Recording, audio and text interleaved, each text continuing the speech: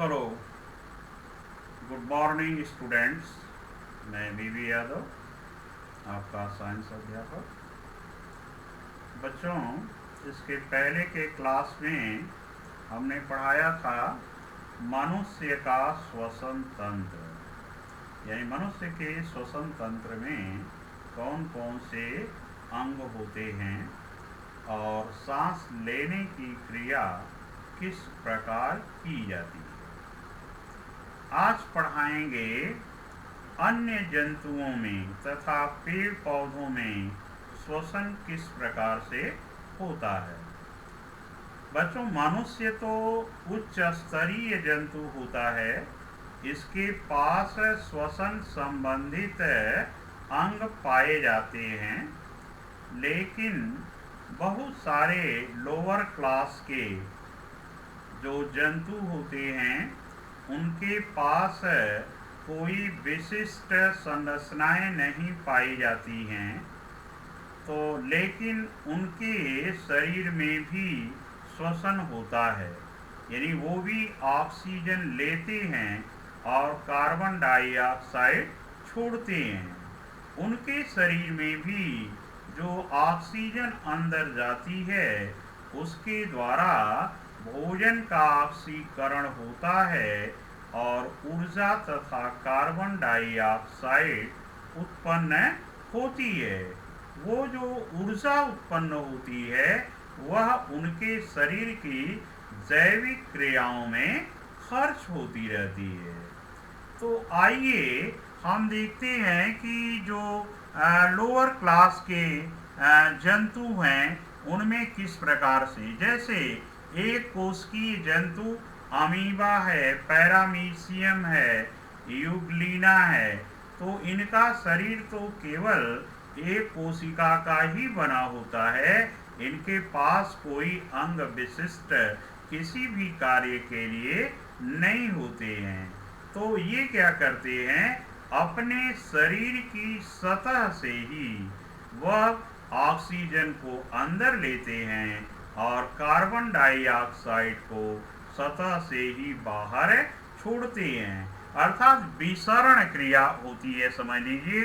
और विसरण क्रिया के द्वारा ये ऑक्सीजन को शरीर के अंदर लेते हैं और कार्बन डाइऑक्साइड को बाहर छोड़ते हैं।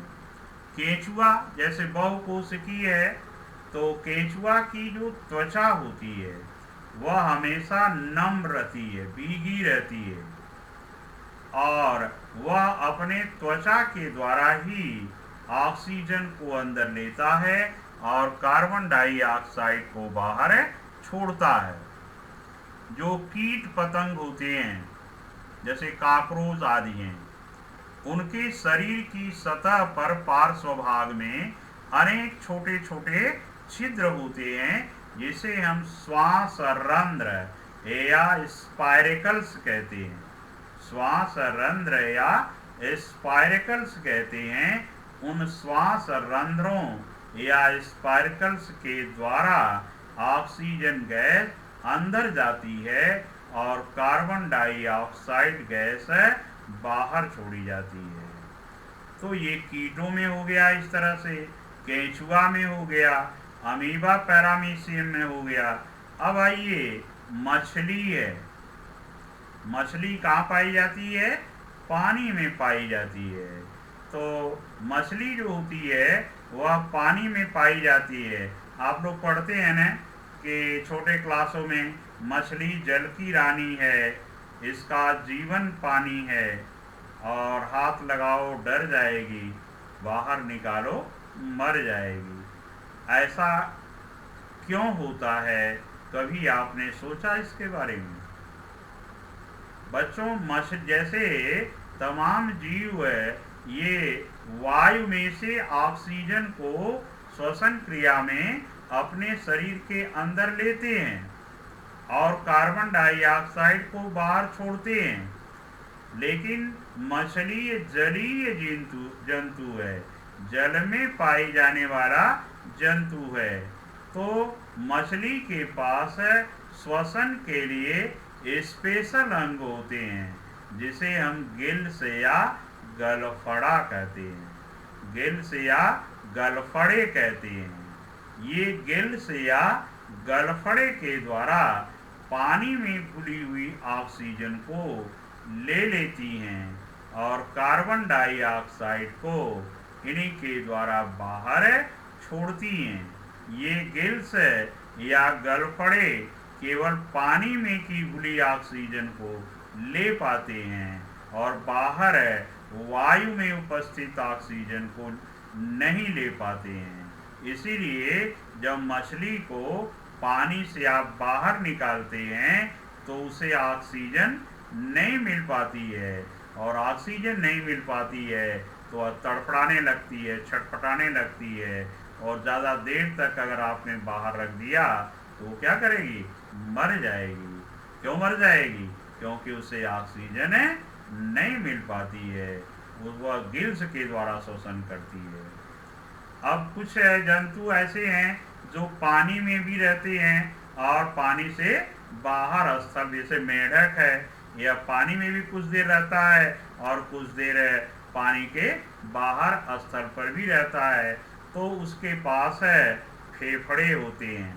तो जब वह पानी से बाहर रहेगा, जमीन स्थल पर रहेगा बच्चों, तब वह फेफड़ों के द्वारा शोषण करता है और नासा द्वार या नाक उसके पास होती है, नासा छिद्र है, तो यह फेफड़ों के द्वारा शोषण करता है। और जब यह पानी के अंदर रहता है तब वह अपनी त्वचा के द्वारा शोषण करता है। तो इस प्रकार से आपने देखा कि जो एक कोशिकीय जंतु हैं और फिर बहुकोशिकीय जिसमें केंचुआ है, फिर काकरोच है, मछली है, मेढक है, ये सभी में श्वसन क्रिया करने का तरीका थोड़ा भिन्न भिन्न होता है। मनुष्य में श्वसन करने का तरीका इन सभी से और अलग होता है। तो इस तरह से आपने जाना कि मनुष्य के अतिरिक्त जो लोअर क्लास के जंतु हैं उनमें श्वसन किन अंगों द्वारा और कैसे होता है। अब हम लोग बात करें पौधों के बारे में, पेड़ पौधों के बारे में कि पेड़ पौधे श्वसन क्रिया किस प्रकार से करते हैं। बच्चों एक क्वेश्चन जो है बच्चे भ्रम में पड़ जाते हैं उसका उत्तर देने में। जैसे कहा जाता है कि जंतु श्वसन क्रिया में ऑक्सीजन गैस लेते हैं, पेड़ पौधे कौन सी गैस लेते हैं? तो बच्चे तुरंत उत्तर बताते हैं कार्बन डाइऑक्साइड लेते हैं। ये गलत उत्तर है। आज से आप लोग जान लीजिए कि हर जीव, चाहे वह जंतु है या पेड़ पौधा है, सभी श्वसन क्रिया में ऑक्सीजन लेते हैं और कार्बन डाइऑक्साइड छोड़ते हैं। पेड़ पौधे अपने भोजन बनाने की क्रिया में, भोजन बनाने की जो क्रिया है उनकी क्या कहलाती है? प्रकाश संश्लेषण।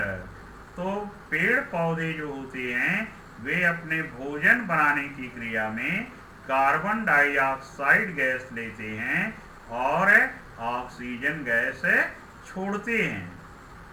ये भोजन बनाने की क्रिया में ऐसा करते हैं, लेकिन श्वसन क्रिया में यानी सांस लेने की क्रिया में पेड़ पौधे भी ऑक्सीजन गैस को अंदर लेते हैं और कार्बन डाइऑक्साइड गैस को बाहर छोड़ते हैं।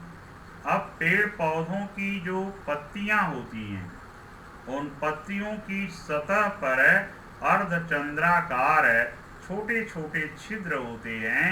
उन छिद्रों को स्टोमेटा कहते हैं। क्या कहते हैं? स्टोमेटा या रंध्र। ये बचपन की किताब का ही चित्र मैं दिखा रहा हूं, मैंने बनाया नहीं था। ये चित्र देखिए, यह जो है रंध्र का चित्र है या इसे कहा जाए स्टोमेटा का चित्र है। ये दोनों तरफ जो है ये गार्ड कोशिकाएं होती हैं, बीच में छिद्र होता है और इन्हीं छिद्रों के द्वारा ऑक्सीजन गैस अंदर जाती है और कार्बन डाइऑक्साइड गैस बाहर निकलती है। तो इन्हें हम रंध्र कहते हैं, या अंग्रेजी में क्या कहते हैं, स्टोमेटा कहते हैं।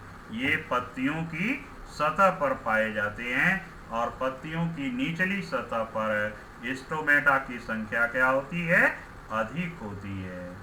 अब ये पेड़ पौधे जो होते हैं श्वसन क्रिया में तो ऑक्सीजन लेते हैं, कार्बन डाइऑक्साइड छोड़ते हैं। जंतु भी सभी श्वसन क्रिया में ऑक्सीजन गैस अंदर लेते हैं, कार्बन डाइऑक्साइड गैस छोड़ते हैं। हरे पेड़ पौधे भोजन बनाने की क्रिया में वायुमंडल से कार्बन डाइऑक्साइड गैस लेते हैं और ऑक्सीजन गैस को छोड़ते हैं। तो पौधों के प्रकाश संश्लेषण की क्रिया के द्वारा वायुमंडल में ऑक्सीजन की मात्रा बनी रहती है, जिससे ऑक्सीजन की कमी आपको होने नहीं पाती है। तो कार्बन डाइऑक्साइड तथा ऑक्सीजन की जो मात्रा है वह वायुमंडल में संतुलित होती है। भाई श्वसन क्रिया में सभी जीव ऑक्सीजन ले रहे हैं, कार्बन डाइऑक्साइड छोड़ रहे हैं। उस कार्बन डाइऑक्साइड को हरे पेड़ पौधे भोजन बनाने की क्रिया में लेते हैं और ऑक्सीजन गैस छोड़ते हैं। तो इस तरह से वायुमंडल में ऑक्सीजन तथा कार्बन डाइऑक्साइड का संतुलन बना रहता है। ये क्वेश्चन आता है बच्चों के रात में पेड़ के नीचे क्यों नहीं सोना चाहिए। तो रात में पेड़ पौधों में प्रकाश संश्लेषण की क्रिया नहीं होती है, तो पेड़ पौधे भी श्वसन क्रिया करते हैं और उसके नीचे आप भी सो रहे हैं, आप भी श्वसन क्रिया कर रहे हैं। दोनों लोग श्वसन क्रिया में ऑक्सीजन गैस लेते हैं और कार्बन डाइऑक्साइड गैस छोड़ते हैं। तो ऑक्सीजन की मात्रा धीरे धीरे क्या होती है, कम होने लगती है, कार्बन डाइऑक्साइड की मात्रा बढ़ने लगती है, जिससे आपको सांस लेने में कठिनाई होने लगती है। और कभी कभी इस तरह की स्थिति आती है कि व्यक्ति मर भी जाता है। इसलिए रात्रि में पेड़ के नीचे सोना नहीं चाहिए। भाई दिन है तो दिन में तो पौधे प्रकाश संश्लेषण भी करेंगे, तो कार्बन डाइऑक्साइड लेते रहेंगे, ऑक्सीजन छोड़ते रहेंगे, तो दिन में तो नहीं कोई दिक्कत है, लेकिन रात में पेड़ों के नीचे सोना नहीं चाहिए। तो इस तरह से बच्चों ये पाठ आज यहीं पर समाप्त हो जाता है। थैंक यू बच्चों, गुड बाय।